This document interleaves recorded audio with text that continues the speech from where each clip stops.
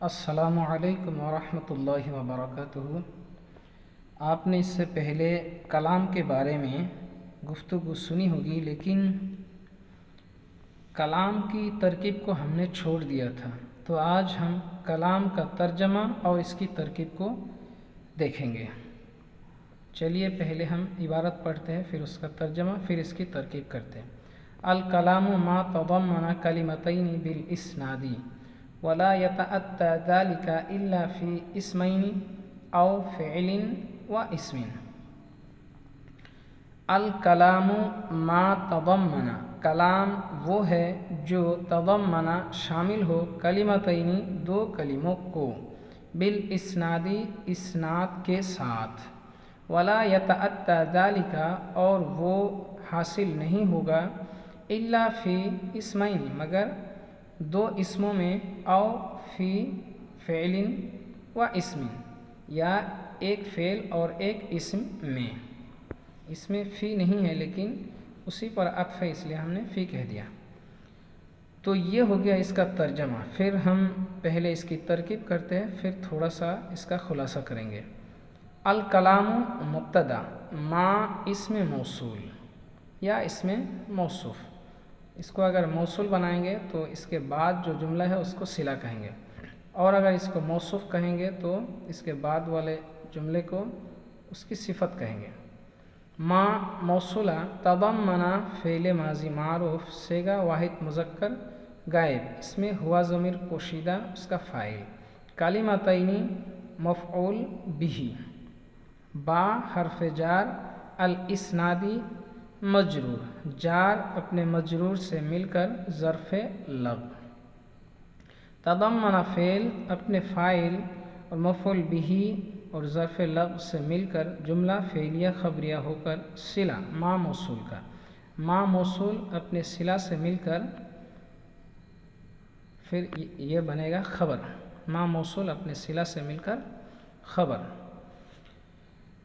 الکلام مبتدا اپنی خبر سے مل کر جملہ اسمیہ خبریہ ہوا۔ اس کے بعد اس کو معطوف علیہ کر سکتے ہیں، اس لیے کہ بعد میں ایک واو ہے۔ اب اس واو کو آپ حرف عطف بھی کہہ سکتے ہیں یا استئناف کے لیے بھی کہہ سکتے ہیں۔ اگر استئناف کے لیے کہیں گے تو اس کے بعد جو جملہ ہے اس کا تعلق پیچھے سے نہیں ہوگا۔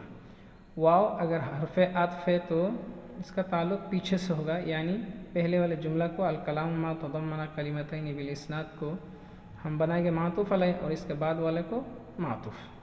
لا یتأتی یہ فعل مضارع، ذالک لا یتأتی کا فاعل، الا حرف استثناء، فی حرف جار، اسمین معطوف علیہ، او حرف عطف، فعل معطوف علیہ، واو حرف عطف، اسم معطوف، فعل معطوف علیہ اپنے معطوف سے مل کر معطوف ہوگا، پھر اسمین کو جو ہم نے معطوف علیہ بنایا، یہ اسمین معطوف علیہ اپنے معطوف سے مل کر یہ مجرور ہوگا فی حرف جار کا، فی حرف جار اپنے مجرور سے مل کر ظرف لغو بنے گا، پھر لا یتأتی فعل اپنے فاعل اور ظرف لغو سے مل کر پھر جملہ فعلیہ خبریہ ہو کر معطوف ہوگا۔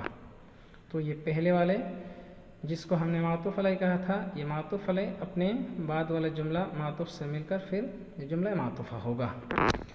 اب ہم یہاں پر دیکھیں گے کہ کلام کس کو کہتے ہیں۔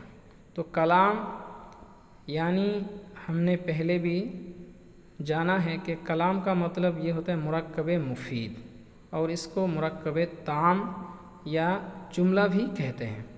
مطلب مسند الیہ اور مسند ان دونوں کو ملا کر جو جملہ بنتا ہے اس کو ہم کلام کہیں گے۔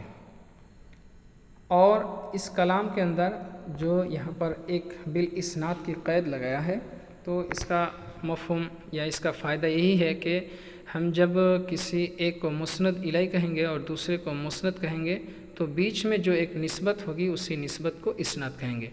اسناد کا مطلب یہ ہوتا ہے کہ ایک چیز کو دوسری چیز کی طرف نسبت کر دینا۔ تو کوئی بھی جملہ ہو اس میں مسند الیہ اور مسند کا ہونا ضروری ہے۔ اب جب مسند الیہ اور مسند ہوں گے تو ان دونوں میں ایک نسبت ضرور ہوگی۔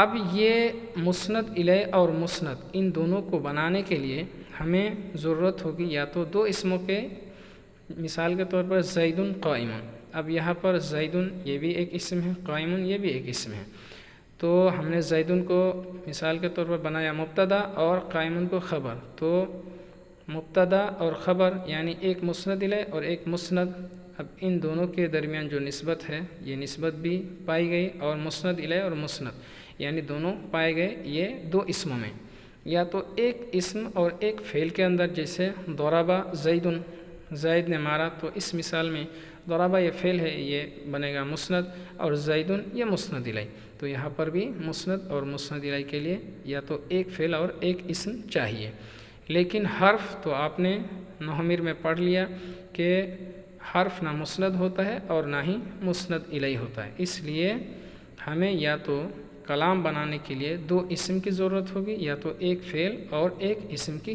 ضرورت ہوگی، اور اس کے علاوہ کلام نہیں ہو سکتا ہے۔